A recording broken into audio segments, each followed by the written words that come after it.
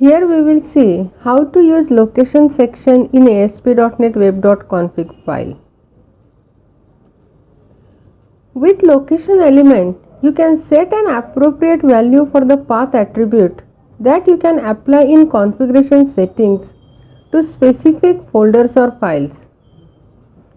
The path attribute can be used to identify a specific file or child directory to which unique configuration setting apply. Only one file path can be used in path attribute. The location element takes precedence over any ASP.NET configuration settings in the current web.config file. You can set the location element programmatically by using the ASP.NET Configuration API, or you can set it by using the location tab in the ASP.NET. To specify settings that you apply to a specific application or directory, location element is used in web.config file. You can add it under configuration element.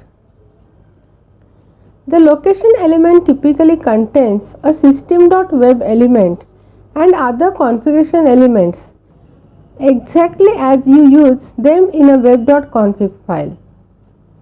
The path attribute of the location element specifies the virtual directory or the file name where the location configuration items apply. The default value for the path property is dot.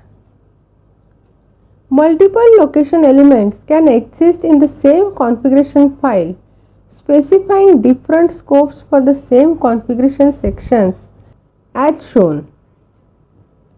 Suppose in your application you have two folders and two databases, and you want to write common file which specifies that folder 1 should access database 1 and folder 2 should access database 2.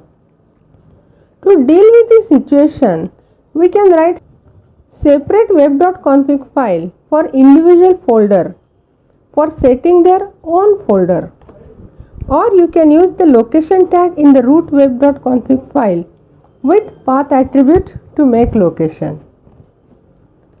Here we have written the code to specify how location attribute is used in web.config file.